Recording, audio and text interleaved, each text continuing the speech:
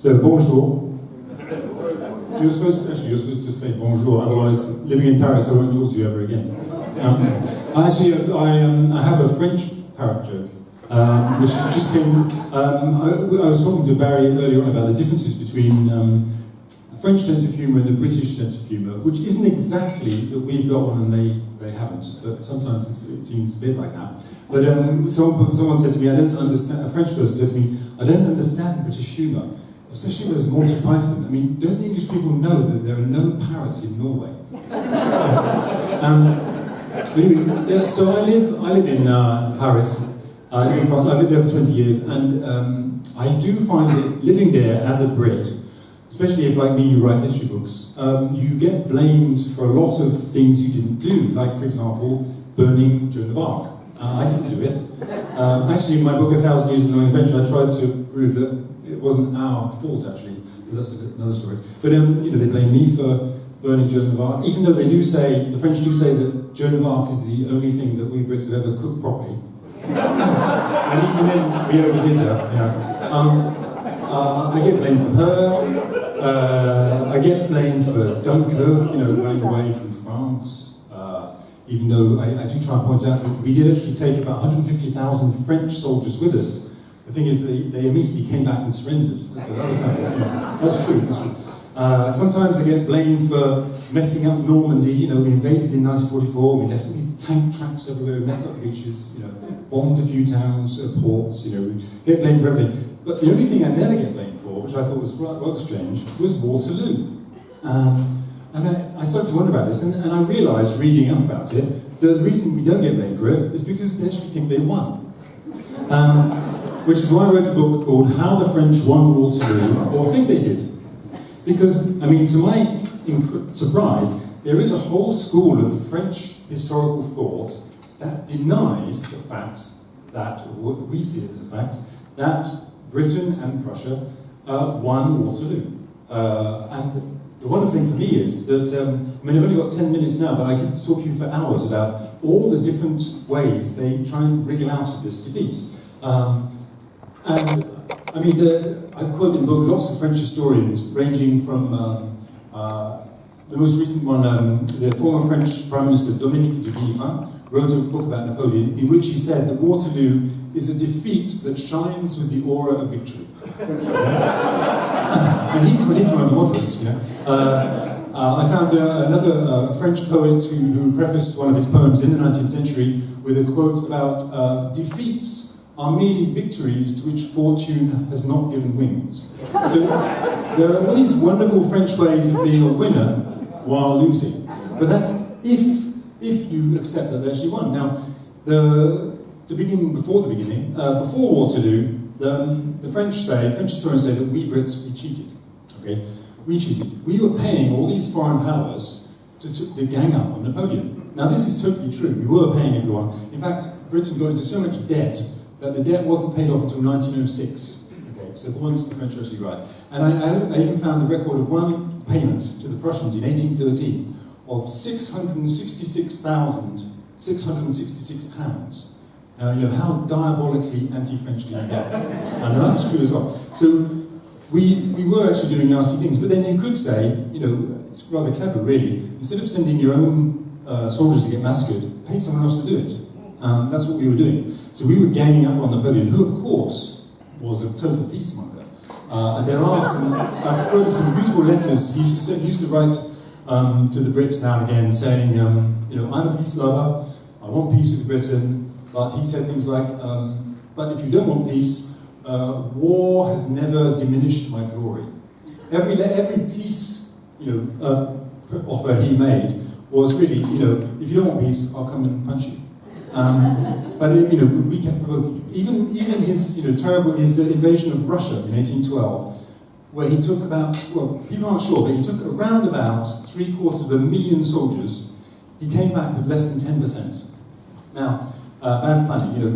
What he said was, even that he didn't lose. He said it got colder much earlier than in a normal year. It wasn't my fault. The weather got it wrong. He came out with less than 10% people, and he blamed us for that, because he said the only reason he invaded Russia was because he'd imposed this perfectly logical system on the whole of Europe called le blocus continental, whereby no one in Europe was allowed to buy British goods. Now, the Tsar of Russia and the Russians were quite keen on tea, which we were importing at quite favourable prices, and cheap cutlery. We were making, in the early 19th century, we were making lots of cheap knives and forks. The Russians started to buy these things. Napoleon was so angry that he invaded Russia and basically wiped out a large chunk of the French male population. It was our fault. But he kept putting armies together again. Okay? Now, he was eventually, after Russia, things went downhill for him. France was invaded. He was sent off to Elba in beautiful French island in exile. But he came back in 1815. Again, that was our fault. He wanted peace. He was king of Elba, which, if you've ever been there, is a wonderful place to be king. Beautiful island, and lots of Italian food. He had some lovely houses. But he came back because we Brits had put on the throne Louis XVIII, whom the French despised, because Louis XVIII was a sort of a caricature of a French king, and he actually literally was so, the Belgians used to call him Louis de Suite, which was a joke. It meant Louis II, but it also meant Louis the Sweaty, because he was known for sitting down at banquets and eating so much that he just sort of almost exploded. And he did literally, actually, at the end of his life, rot to death from overindulgence. And we put this man on the throne. So, and Louis also didn't pay the French army. So when Napoleon came back, the French army immediately turned around and supported him, obviously. And so Napoleon came back. Again, he sued for peace. We didn't want it, our fault yet again. Which is when we started cheating again. Which, when this happened, Wellington, very, supposed to be the model of fair play, of course, Wellington being English, started cheating. He went to Belgium, and he scouted out a good place to face up to Napoleon if Napoleon broke out of France, which they thought he would do, because he'd done it before, see? And he found this wonderful crossroads just south of Brussels, with some high ground, which would be easy to defend, and he chose that as the future battlefield. But that's cheating. How can you do that? We would say reconnaissance to the French is cheating. For these French historians, they get furious about this stuff. So Wellington was cheating. Also, by this time, French historians are getting a bit desperate, so they do actually revert to toilet humour slightly, and they say that it wasn't there because Napoleon, by this time, he was suffering from terrible piles, hemorrhoids. Now, you might think that Spike Milligan was obsessed with hemorrhoids. You've never read a French historian. The descriptions of his sufferings in French history books, which I quote, are quite wonderful. The best of them is a fairly modern writer called Max Gello, who writes one of the most, let's say, bloody descriptions of hemorrhoids I've ever read in my life, all of which are saying that Napoleon wasn't feeling too good on the day. Even Napoleon's brother, after the event, Jerome, wrote a story about, told all about Napoleon having warm anal baths before the battle. So, he was suffering. It wasn't his best on the day of the battle. Some French historians even go as far as saying that he might have been suffering from syphilis, which probably wasn't true, but, they will give any excuse for underperformance. They also say that he had, his generals. He was betrayed by his generals, which was true.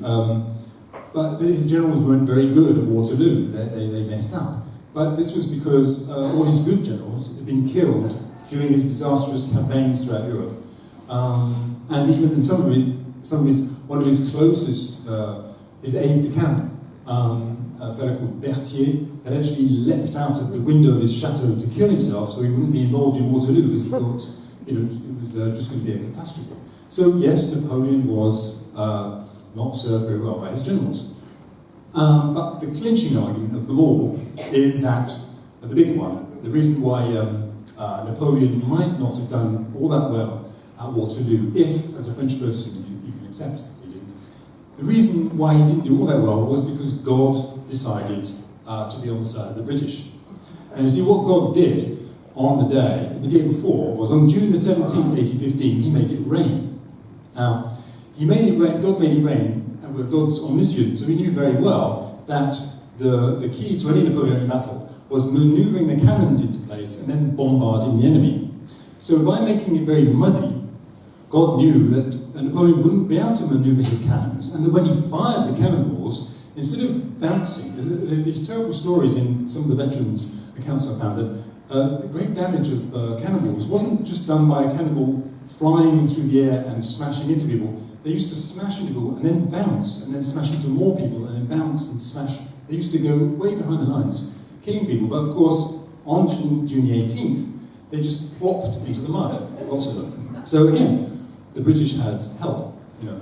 And the person who explains this very seriously is someone you might know if you've been to a musical in the West End. The man who wrote Les Miserables, before he started writing West End musicals, he wrote it in novel form. Les Miserables, which is actually a wonderful novel containing some of the best anti-war writing about Waterloo I've ever read. He explained, Hugo explained that God decided to make Napoleon lose. He actually admits that Napoleon might have lost, because Napoleon was such a great figure that the 19th century couldn't get started if he was still in office. This is serious. This is perfectly serious. Now, what Hugo says is that Napoleon didn't lose. Napoleon lost, but France won. Now Napoleon said that Hugo says that France won because right at the end of the battle, the British had surrounded the last remaining square of the Imperial Guard, and they offered them the chance to surrender. Now, the general in charge of them, a fellow called Cambon, a very famous man in France, replied by saying, merde. I don't know if you know what that means. Anyway, I've written 5 novels with the word in the title. That's the French word for poo. He said to them, poo. And they were a bit annoyed, and so they just obliterated the whole of them. Not very sporting, but anyway, what Hugo says that this standing up to the British artillery and saying merde, that was the moral victory on the day. So France won, even if Napoleon didn't. Now, Napoleon himself would have agreed, and when Napoleon was sent into exile in 1815, incidentally saved by Wellington, the French and the Prussians wanted to shoot him, cut his head off, they wanted to get rid of Napoleon. Wellington refused to have any part of this, and so he got him exiled, and Napoleon sat down and showed his gratitude by basically rewriting history. He rewrote his own story. Very clever thing to do. And what he explained, in fact he started it before that, what he explained was that, on the day, he may have lost part of the battle, but what actually happened was, he beat the British and only lost to the Prussians. And I can quote from his official report on the battle. He said, by mid-afternoon, the battle was won. This is Waterloo. We were occupying all the positions that the enemy had occupied at the start of the battle. He won the Battle of Waterloo. Okay? Then the Prussians came along and sort of slightly changed the result. But that was another battle. Okay? So he actually, it was the score draw, basically. And if you go back, what amazes me is that if you go back to Waterloo now, which I did because I was invited by the Belgian TV to comment on the reenactment, which was quite fun because most of the commentary after the first 5 minutes was, oh, isn't there a lot of smoke? But if you go back now to Waterloo, you would actually think that Napoleon won. I counted the statues in these souvenir shops. 6 different statuettes of Napoleon, 0 of Wellington.